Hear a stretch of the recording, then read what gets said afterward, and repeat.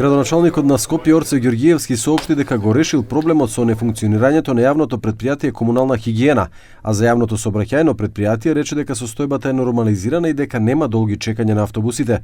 За дивите депонии во главниот град тој изјави дека се работи интензивно, додавајќи дека ќе има казни за сите кои се обидуваат да создадат хаос со отпадот и не го почитуваат определениот термин за исфрлање и забраната од 22 часот до 6 часот наутро.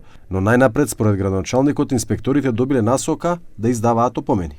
Предпријатијата кои што со месеци нема земено плата како паркови, зеленило, комунална хигиена и останатите веќе се консолидирани состојбите таму, имаат и здравствено и пензиско исплатено вработените.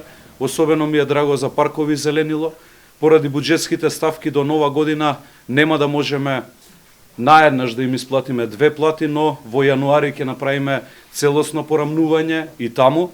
Ѓорѓиевски додаде дека следната недела ќе се потпише тендерска постапка за Луна парк, кој граѓаните го очекуваат со години. Отпочнавме и процес на тендерски постапки за многу од проектите кои што беа ветени во мојата предизборна програма, а ќе значат решавање и на сообраќајниот хаос, но и побезбеден град, како што е Лимак проектот, како што се кружниот тек во Ѓорче Петров.